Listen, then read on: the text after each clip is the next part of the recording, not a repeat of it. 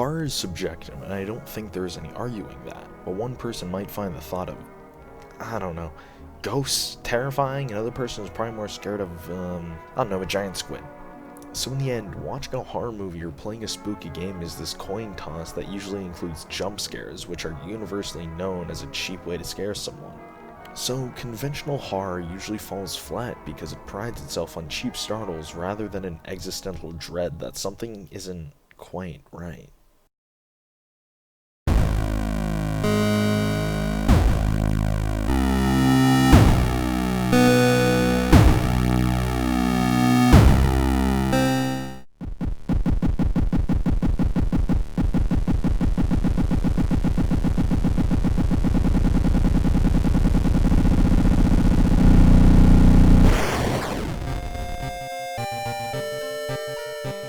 World of Horror can simply be summed up as a Lovecraftian horror RPG roguelike.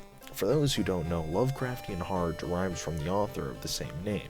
H.P. Lovecraft wrote a lot about the horrors of the unknown, like what truly lies at the bottom of the ocean, and do we really want to know? But I and many other people agree that Junji Ito is a much more apt inspiration for World of Horror, which can be seen most clearly in its art style.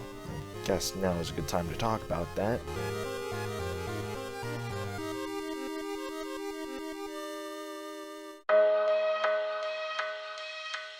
World of Horror isn't exactly the prettiest game, but it's very heavily styled. It's not going to blow anyone away with its dazzling 4K graphics or real-life water physics. What it is very good at is not clashing. Many horror pitfalls come from trying to make a monster too realistic, when in reality, the scariest monsters are some things that we just can't comprehend. Like, what is this fucking thing, and why does it have so much health? You've probably noticed a color change or two, and I change these themes quite often because there's nothing more oppressive than a black and white theme that makes me want to remove my fucking corneas. Maybe it is thematically appropriate. Anyways, you can cycle through a few themes if the stock one isn't your thing.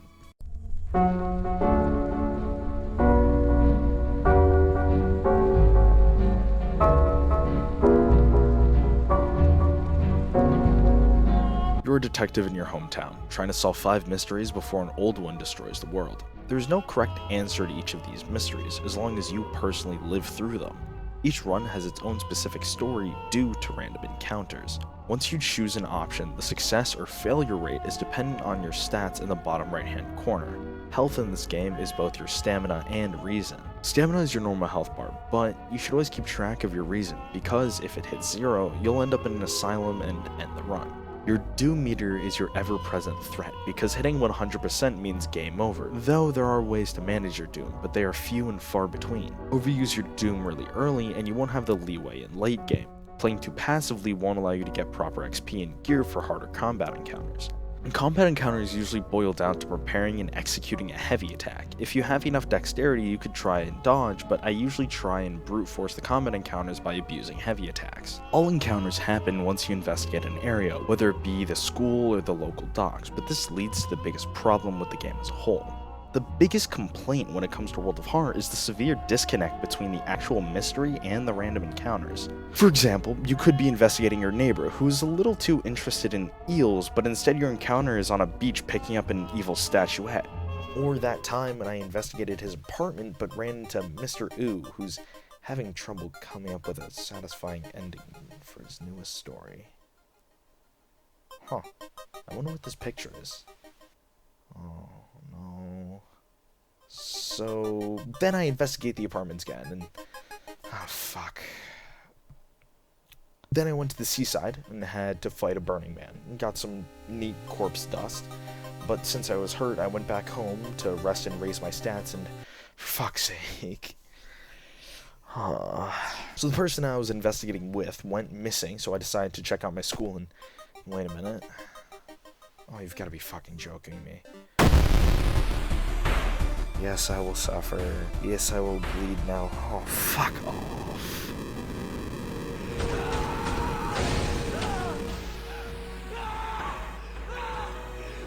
Back on topic, there is a large disconnect between what the mystery story is and the random encounters you get, which cause a rift that is extremely jarring. After typing all this out, you might be wondering, hey dumbass, why did you cover gameplay and story together? And to that, I would say that gameplay and story are connected. Since each run of a game has its own characters and each previous mystery and ballsy action can have a negative or positive effect on your next task, each playthrough is its own self-contained story. Like, I've done this mystery before, and I assumed since I had a chunk of stamina and a baseball bat, I would have been fine. Turns out, I'm a dumbass and barely scooted out with 2 stamina, which caused me in the next mystery to eat through my doom resting.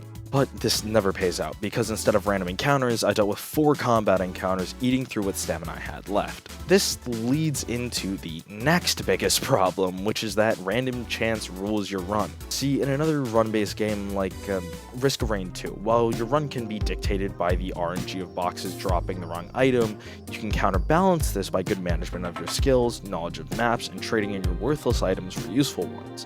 In World of Horror, your runs are almost completely dictated by random chance. See, in retrospect when I die, there are times when I know choosing a different option would have kept me alive and continued playing. For example, in this one run, my reason was on a trip to hell, because before I started I was given a character with 20% less max reason. Then my first few encounters started eating away at it, and before I knew it, I was at 9 reason by the first mystery's end. Spoiler alert, I made it to the endgame lighthouse and fucking completed this run.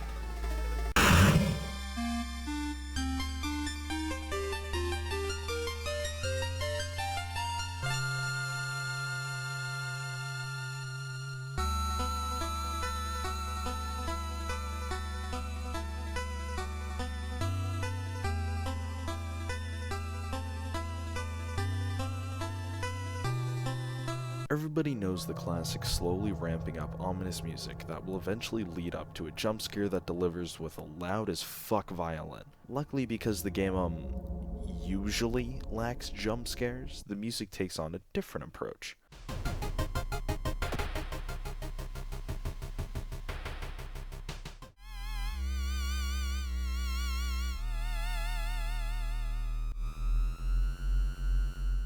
Each track has these ominous notes that will speed up and slow down. It's a perfect soundtrack to put you exactly on edge. Low drones and arpeggios until suddenly, a beast from a different realm enters the fray.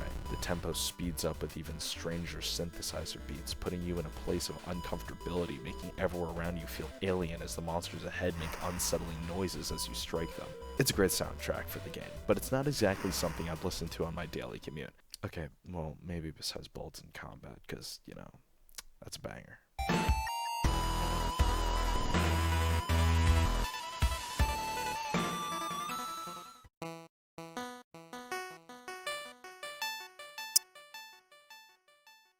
Overall, World of Horror feels like an amazing game with one major flaw and many tinier flaws that hold it back from being a masterpiece. But with how well it weaves story and gameplay together, with oppressive synthesizers, with styled, intriguing, and mainly horrifying monster design, I can't help myself from recommending this game, even though it's got a gigantic learning curve to start out.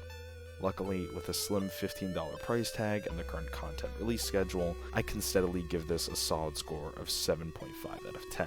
As minor as it might seem to have that disconnect, it's a rift that really nags on you throughout the game and something that I kept in the back of my mind. That, along with the fact I couldn't play the game for that long. I don't know if it was my Call of Duty attention span or just that there were more enticing games this month, but I couldn't sit down and play for more than 2 to 3 hours. Either way, for $15 you can get well over your money's worth, and you will truly be able to experience a World of Horror.